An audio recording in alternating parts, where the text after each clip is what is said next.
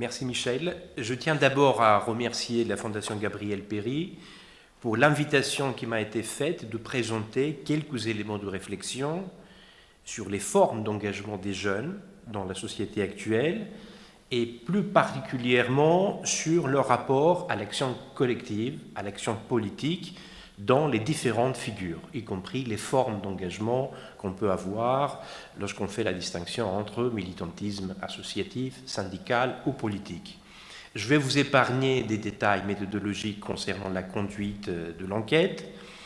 Ma contribution donc s'appuie sur des enquêtes de terrain qui concernent le positionnement des jeunes salariés à l'égard du travail, à l'égard de l'entreprise, à l'égard des différents mouvements de contestation, Michel en a cité quelques-uns, et évidemment à l'égard de la politique au sens politique institutionnel, politique dite légitime. Précisons d'emblée que le concept de jeunesse est sans doute introuvable, voire impossible, si l'on entend par ce terme une sorte de creuset générationnel complètement lisse, homogène, sans aspérité et sans contradiction. Au contraire, nous savons très bien qu'il existe de multiples lignes de fracture qui se combinent, selon évidemment le diplôme, selon l'origine sociale, selon le lieu de résidence. Autant dire que la dimension générationnelle, elle est surdéterminée par un ensemble de critères de différenciation sociale, des critères par exemple de classe, des critères de genre, des critères de provenance ethnique. Et donc, tous ces critères, toutes ces formes de différenciation sociale ressurgissent souvent sous forme de discrimination. Il y a un deuxième travers assez répandu qu'il s'agit de relativiser. C'est précisément le fait de considérer que les jeunes constituent une sorte de segment hypertrophié de comportements et de valeurs qu'on trouverait à l'état latent dans les autres classes d'âge. Une idée que les jeunes anticipent des comportements qui vont devenir effectifs plus tard dans le reste de la société, et notamment des tendances plutôt individualistes. On accuse souvent des jeunes d'être des tendances plutôt négatives, comme l'individualisme, comme la dépolitisation, voire le conformisme. Or, si les jeunes se distinguent culturellement sur certains aspects, par exemple sur le mode de communication en réseau ou l'usage des nouvelles technologies de l'information, dans bien des domaines, ils s'éloignent et dans d'autres domaines sont identiques avec d'autres parties de la population. Comme l'expliquent par exemple Guy Michelat et Michel Simon dans leur ouvrage sur les ouvriers et la politique, les jeunes ne sont pas plus favorables au libéralisme économique que leurs aînés. En revanche, ils sont beaucoup plus acquis à ce qu'on appelle le libéralisme culturel. Alors, concernant mon exposé, il est composé de 4 points, de 4 parties. La première partie concerne la perception de la crise actuelle par les jeunes et les incertitudes que cette crise suscite chez les jeunes avant même d'accéder au marché de l'emploi, dans le passage entre le circuit scolaire, le circuit de formation et puis l'accès à l'emploi. La deuxième partie concerne leur vision de l'entreprise, leur vision du sens du travail et les enjeux de la reconnaissance dans le métier, dans la professionnalité. Alors pourquoi insister sur cet aspect ? Parce que je considère que cet aspect est assez méconnu, c'est un aspect refoulé, mais c'est précisément sur le terrain du métier, c'est-à-dire du travail bien fait, que se joue une grande partie de l'engagement des jeunes autour des valeurs. L'engagement dans le travail, l'amour du travail bien fait, comme premier acte d'un engagement tout court. Engagement dans l'entreprise, sous forme d'engagement adhésion syndicale, ou engagement civique, voire engagement politique, en tout cas engagement public. Troisième point, quelques remarques sur le militantisme et sur des mobilisations contestataires de jeunes, comme on les appelait, militants, activistes, de jeunes activistes, qui entrent par effraction dans l'espace public. Je pense à des différents collectifs comme Génération Précaire, qui dénonce l'exploitation des stagiaires par les entreprises, ou Jeudi Noir, qui justement s'est spécifié sur la question du logement des jeunes salariés diplômés.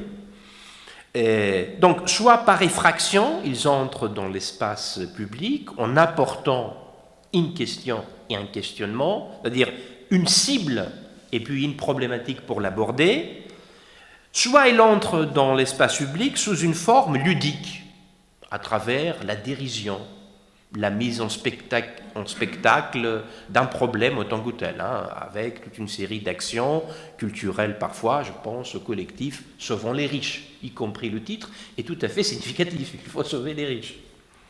Quatrième point, le dernier point concerne l'image de la politique des partis, de la politique partisane, et leurs aspirations à la participation citoyenne. Ce qui conduit à poser la question du projet politique de transformation.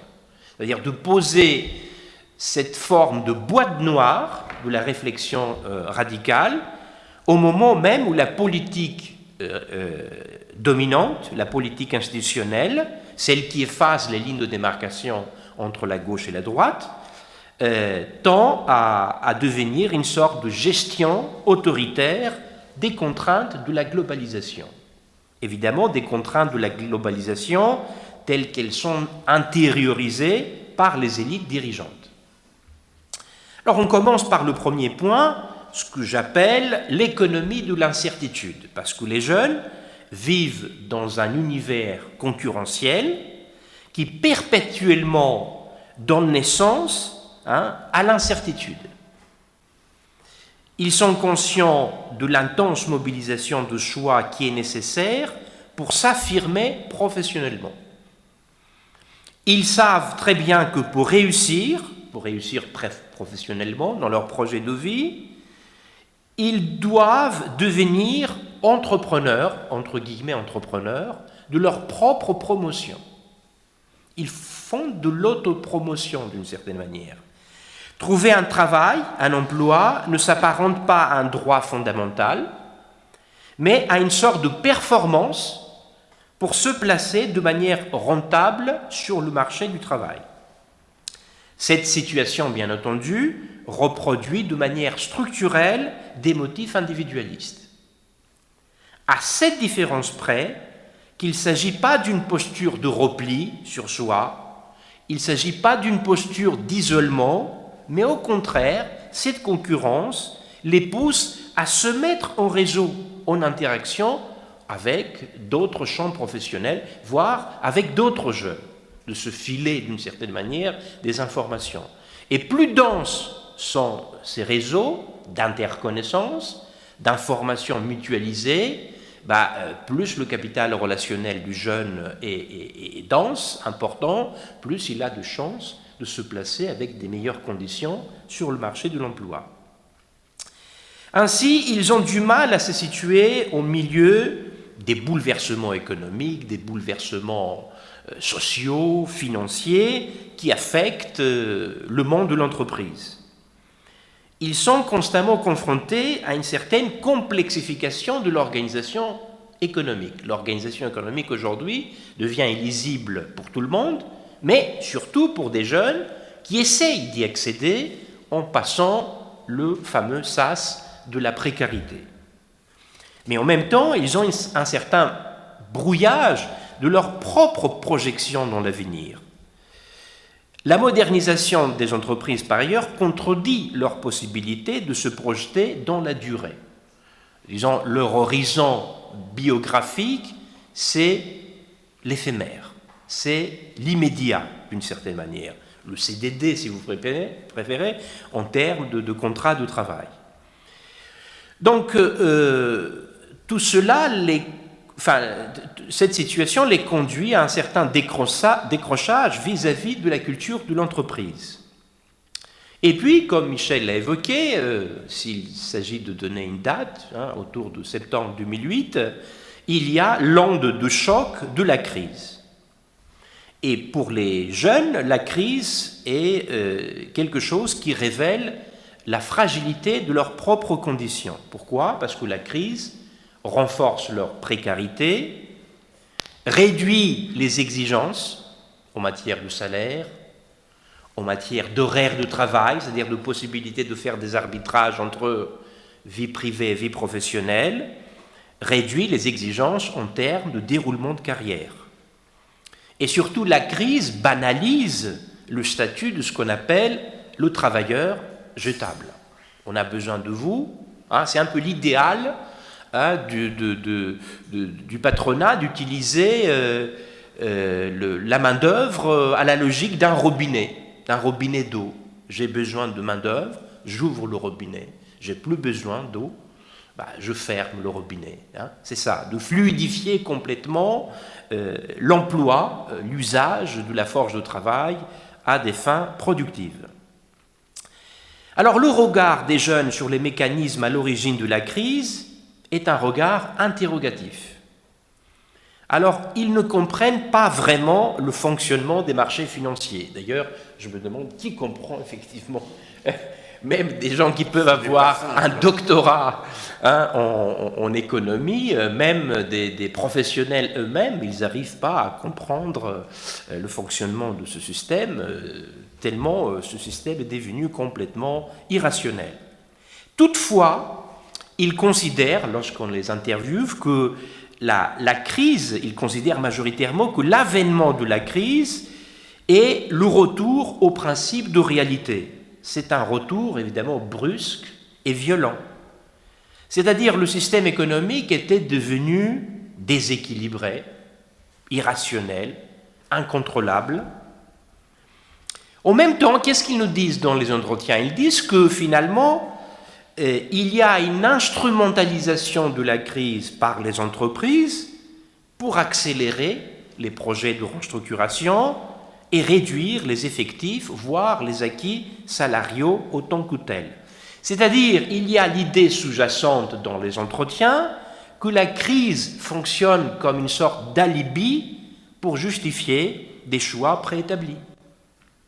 Et en ce sens-là, la crise n'est pas simplement un phénomène économique, c'est aussi un vecteur de masse d'une certaine idéologie qui consiste à dire, voilà, il y a la crise, maintenant il faut baisser la garde de ses propres exigences.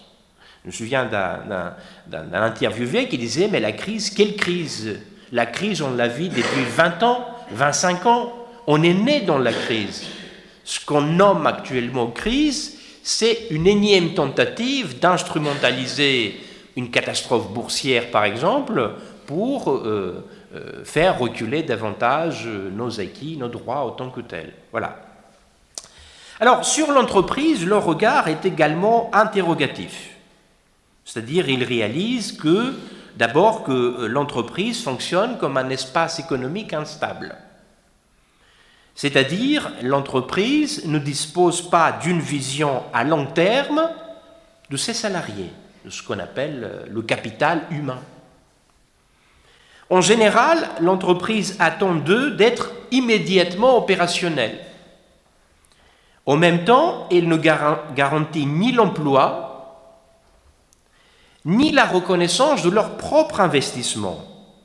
Il est d'ailleurs clair que si elle se trouve dans une difficulté, l'entreprise n'hésitera pas à se séparer d'eux, c'est-à-dire à les licencier. D'où une relation qu'ils entretiennent avec l'entreprise comme institution qui est largement désillusionnée, une relation, entre guillemets, critique, parfois dépitée à son égard. Ils y adhèrent, mais avec une arrière-pensée de précaution. Ils s'y engagent, franchement, mais sans signer un chèque en blanc, c'est-à-dire sans souscrire à une logique de fusion. Donc, distanciation par rapport à ce qu'on a appelé dans les années 80 la culture de l'entreprise. Plus fondamentalement, les jeunes salariés les jeunes actifs, c'est un peu ça le segment qui m'intéresse, constatent que l'entreprise elle-même est périssable. Elle est périssable non seulement comme une structure juridique, mais surtout comme une communauté du travail, comme collectif de travailleurs. Elle est périssable. D'ailleurs, l'espérance de vie des collectifs de travail se raccourcit de plus en plus. Il y a des collectifs de travail qui durent le temps d'une mission. Combien peut durer une mission? Une semaine? Un mois? 3 mois? Et après, on recommence les collectifs. Et parfois, on a plusieurs collectifs. On est membre de plusieurs collectifs. On a même plusieurs chefs, plusieurs lignes hiérarchiques. C'est le fameux phénomène du multirattachement, qui ne concerne pas seulement les cadres, mais y compris le personnel d'exécution maintenant.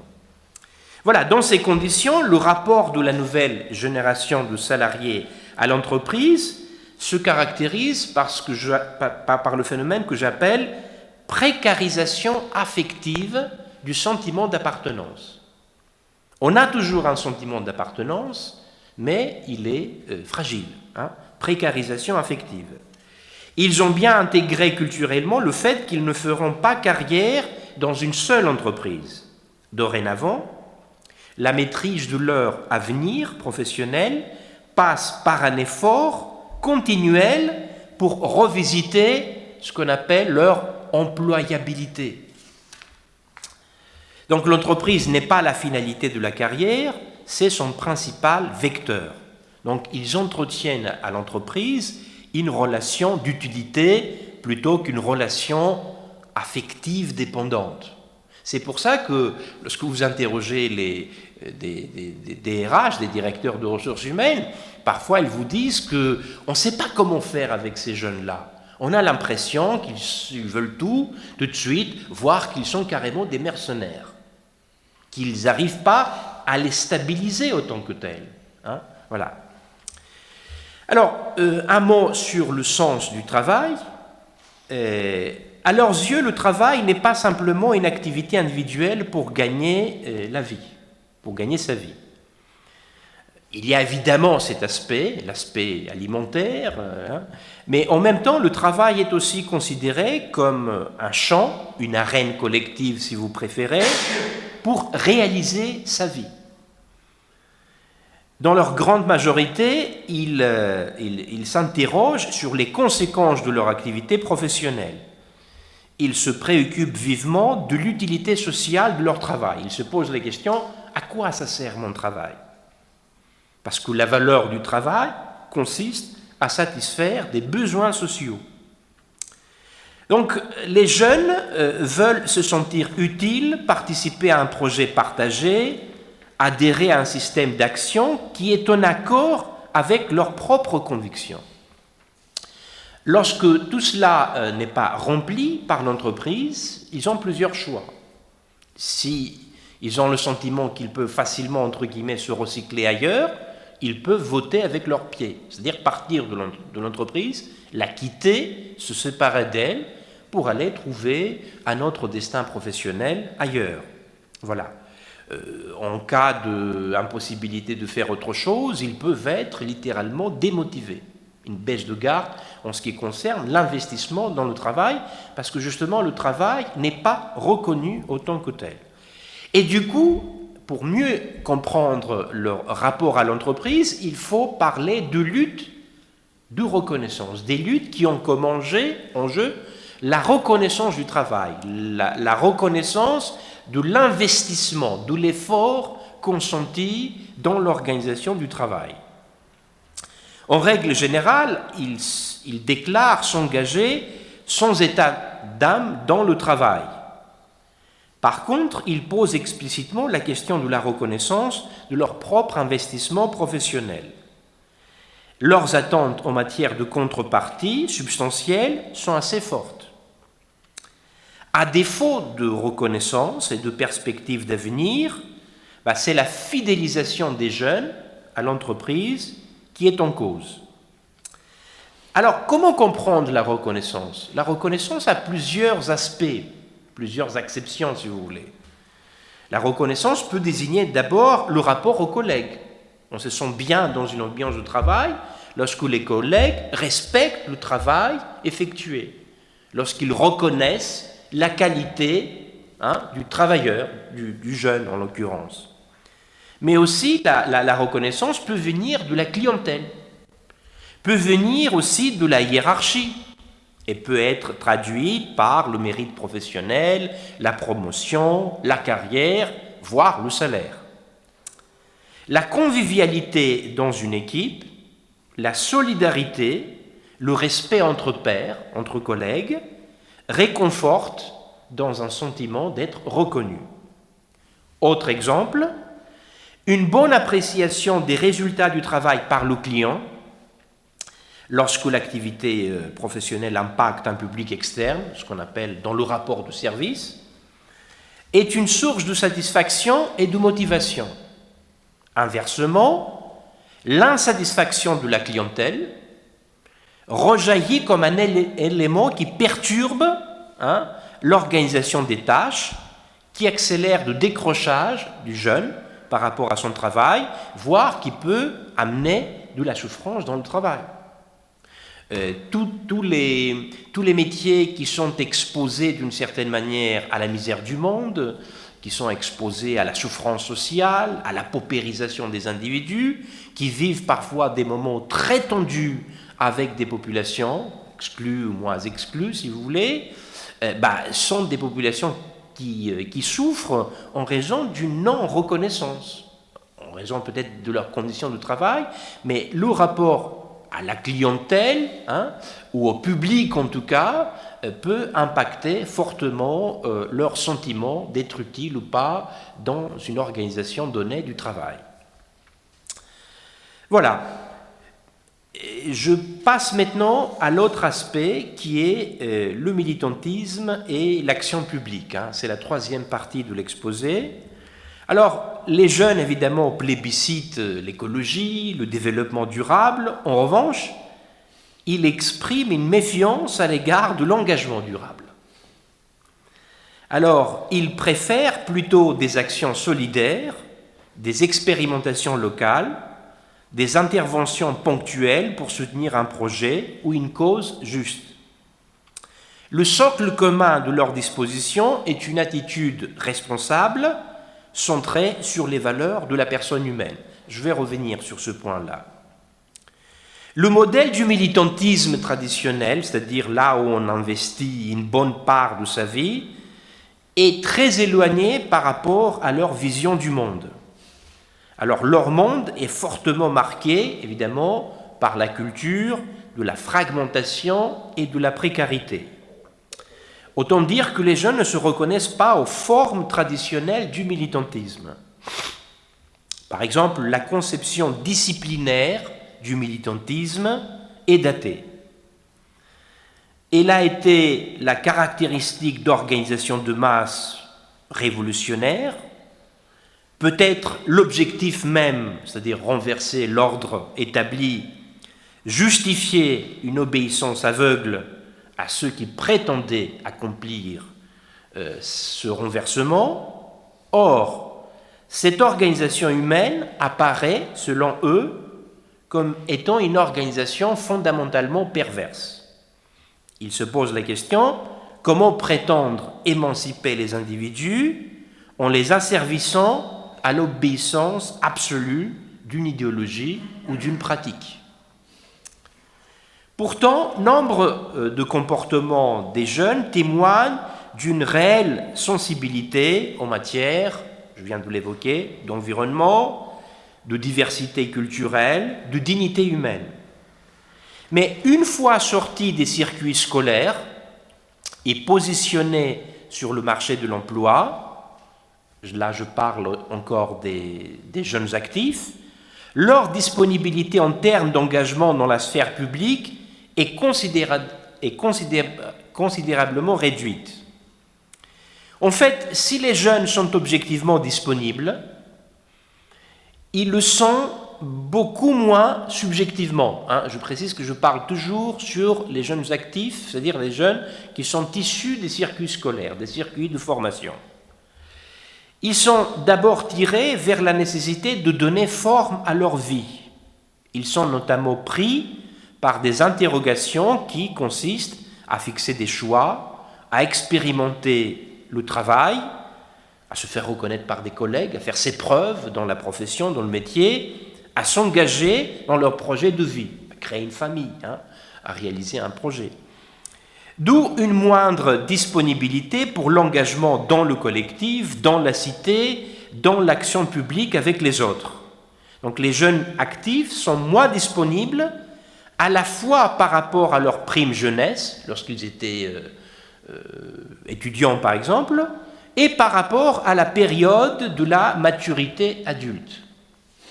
Une précédente enquête que j'avais réalisée pour la CGT montrait que les jeunes salariés des entreprises sur lesquelles j'avais fait mon investigation de terrain commençaient à s'intéresser vraiment sur le syndicalisme après 5 ans d'ancienneté.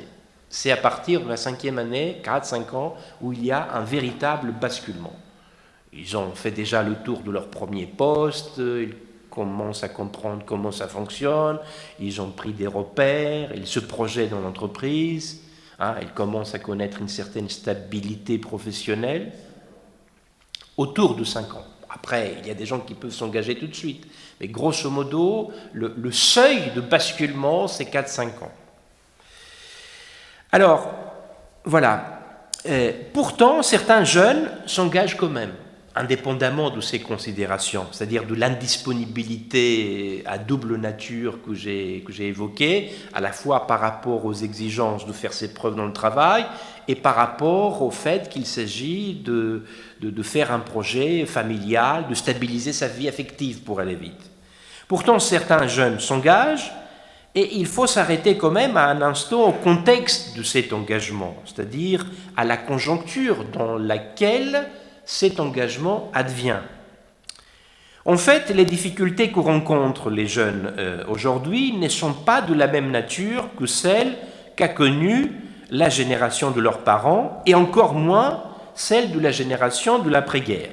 Michel vient de faire une suggestion sur comment ils vivent aujourd'hui, s'ils vivent mieux, ou voilà, par rapport à la génération de leurs propres parents. Donc la donne structurelle qui a considérablement modifier le paysage social et le chômage de masse et le développement de la précarité. Donc cette donne-là pèse lourdement sur les représentations collectives. Les salariés, et a fortiori les jeunes actifs ou les postulants sur le marché de l'emploi, sont sommés de toutes parts de revoir à la baisse leurs ambitions et leurs revendications. Alors, pour rester dans le cas de l'entreprise, dans les entreprises, un très grand nombre de jeunes salariés pensent que le militantisme au sein de l'entreprise, l'adhésion syndicale par exemple, peut mettre en difficulté, voire nuire, leur propre déroulement de carrière. Et bien entendu, l'affaiblissement de la syndicalisation accentue cette crainte-là. Si dans une entreprise, vous êtes une centaine de personnes et plus de la moitié sont syndiqués, bon, si je me syndique, je peux dire que mon voisin, lui aussi fait de même, donc le risque n'est pas grand. Mais si vous avez un taux de syndicalisation très faible, en moyenne 8%, mais dans le privé, c'est 4, 5, et parmi les jeunes, c'est 1%. Le fait de se syndiquer, ça peut être considéré comme une sorte de prise de risque.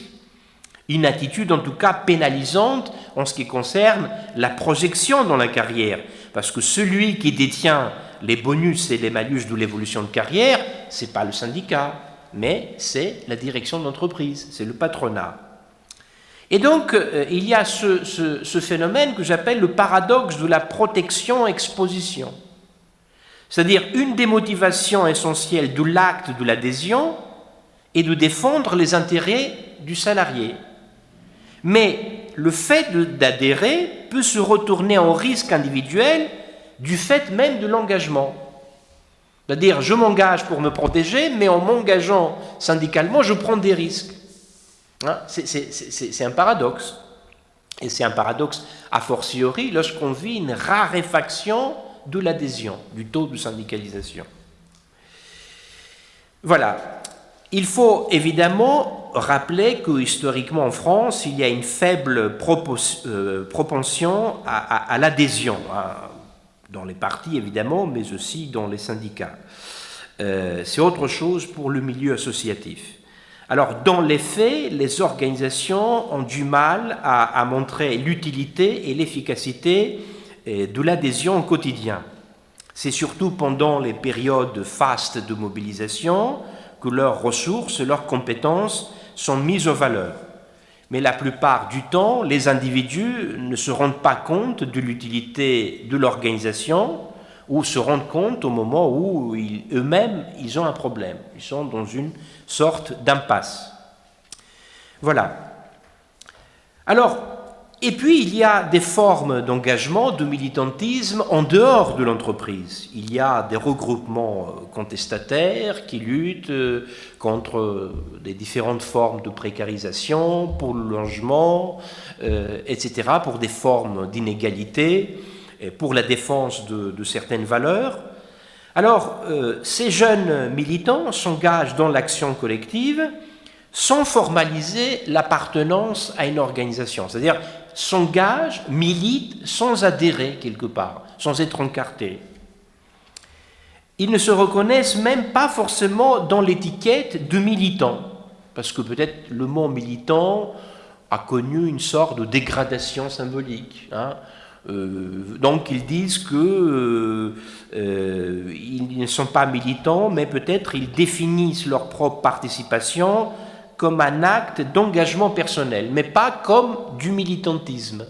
Le militantisme, si vous voulez, a une mauvaise presse, y compris parmi des jeunes activistes, parce que peut-être ça renvoie à une image disciplinaire de l'organisation, à des modèles d'organisation verticalisés qui vont à l'encontre de l'horizontalité des réseaux qui constituent plus ou moins la forme organisationnelle préférentielle de ces jeunes activistes. Voilà. Certains sociologues, collègues, font des commentaires, ils avancent l'hypothèse d'un militantisme, entre guillemets, libre-service, à la carte, qui constituerait une coupure par rapport au modèle traditionnel. En tout cas, les réticences à l'adhésion, notamment à l'adhésion à une organisation structurée, peuvent être multiples. Ils s'associent de manière informelle, ces jeunes collectifs, donc il n'y a pas le besoin d'avoir une appartenance protocolaire pour militer d'une certaine manière. En tout cas, ces jeunes activistes refusent les contraintes d'une organisation hiérarchisée. C'est des collectifs assez faibles numériquement, entre 15 personnes, 30, 40, 50 au maximum. Voilà, les collectifs donc fonctionnent à l'horizontale, voire en réseau réticulaire, et les décisions sont prises d'un commun accord plutôt que selon la logique majoritaire. Cela étant dit, s'il y avait des collectifs de 5000 personnes, est-ce que ce mode consensuel aurait pu continuer à fonctionner tel quel? Là, c'est un autre genre de problème que je n'ai pas le temps de traiter ici. Mais c'est un problème tout à fait significatif. Alors les ressources, le capital militant si vous voulez, leurs ressources se remarquent par la forte connotation symbolique, par des actions spectaculaires, par une performance communicationnelle autant que telle, évidemment par une grande capacité d'utiliser les nouvelles technologies de l'information. Et donc, ils sont dans la logique de dévoiler des problèmes, de prendre à témoin l'opinion, il y a des batailles pour gagner l'opinion, et d'esquisser des propositions et des solutions. Comme m'a dit un interviewé, il vaut mieux être sérieux plutôt que furieux. Voilà, donc les jeunes militants construisent des véritables stratégies de communication pour plaider la légitimité de leur cause dans l'espace public. Et surtout, ils savent parler aux journalistes. Leur investissement militant se construit selon une logique d'action directe, c'est-à-dire ils sont contre ce qu'on appelle des formes délégataires, contre la délégation, qui caractérise toutes les organisations qui ont une certaine structuration hiérarchique. Voilà. Les motivations de l'engagement se réfèrent au même système de valeurs solidaires porté historiquement par le mouvement ouvrier.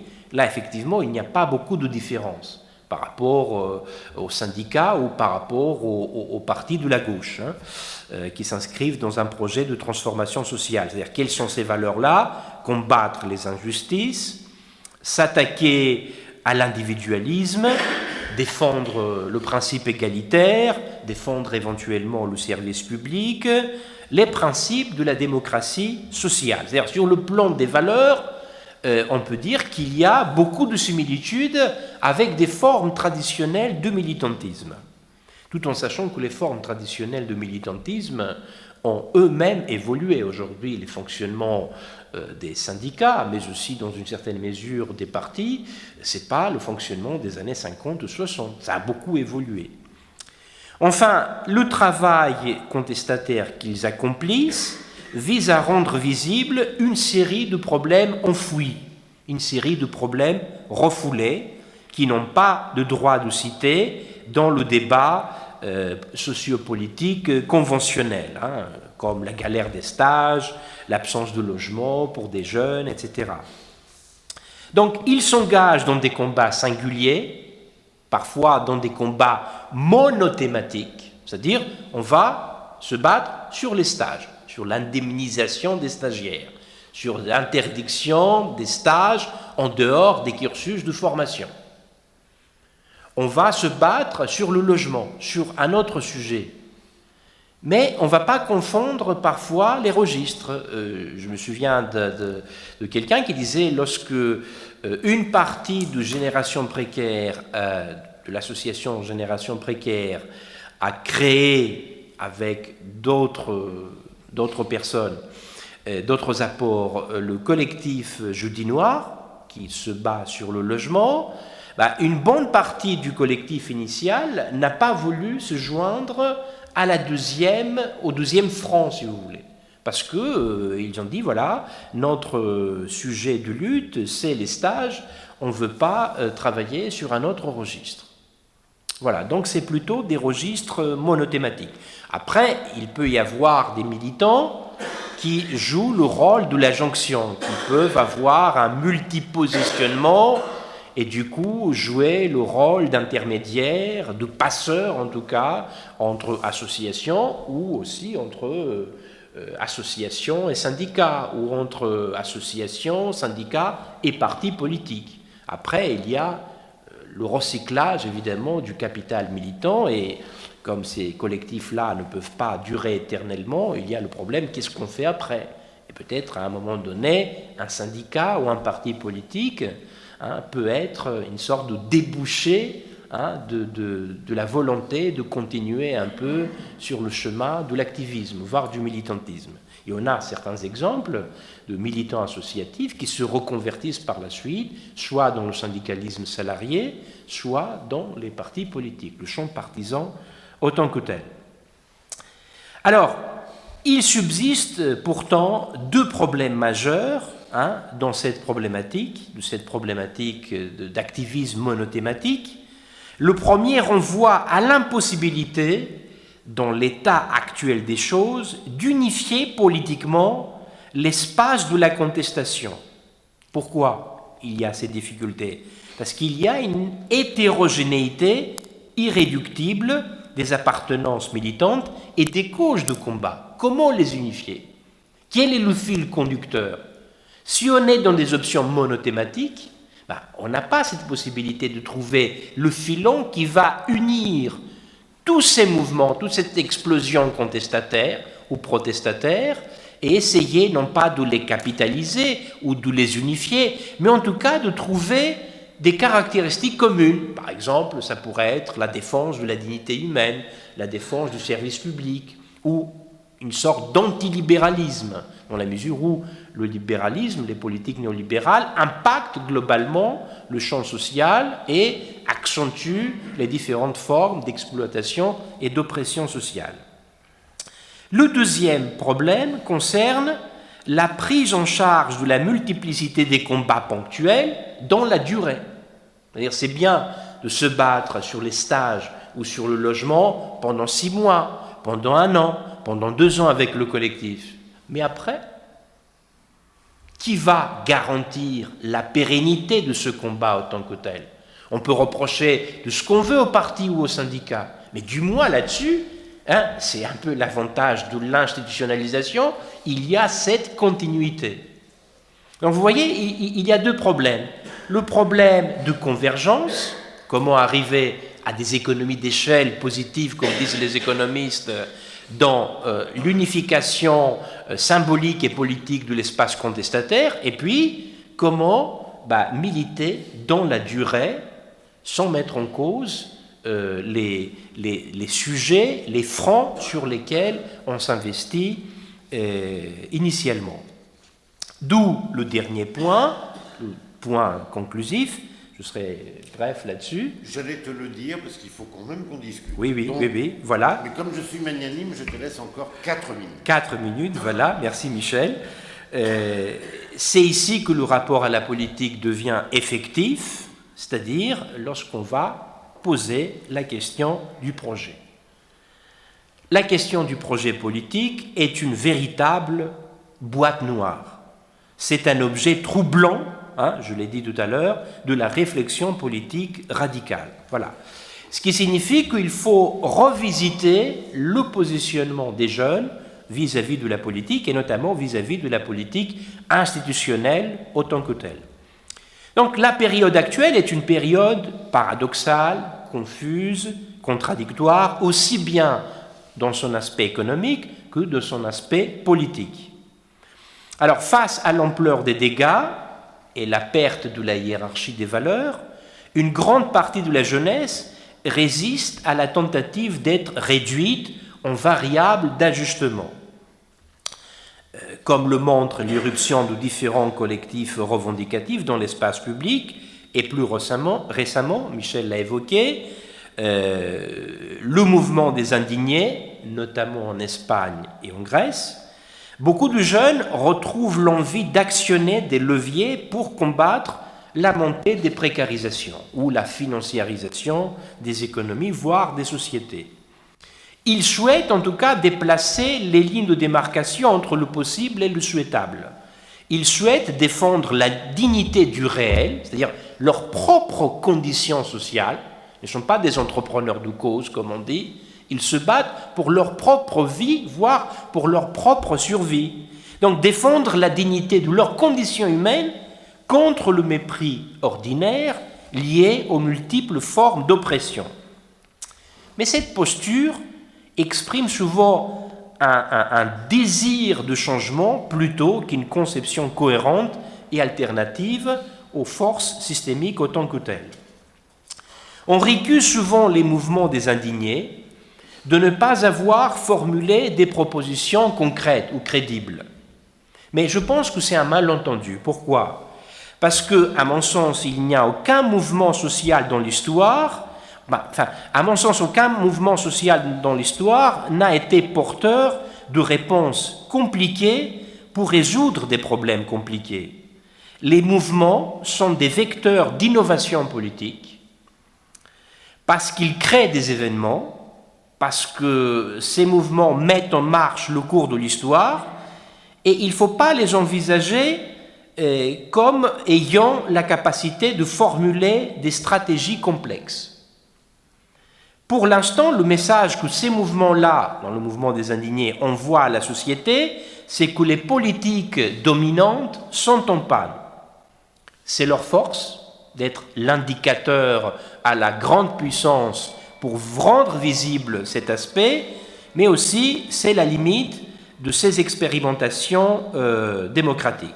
Du reste, ces mouvements retiennent l'idée que la politique est trop précieuse pour être confiée aux professionnels de la politique. S'il existe un trait de la politique institutionnelle qui révulse absolument les jeunes, c'est précisément ceci. C'est l'entrepreneuriat politique.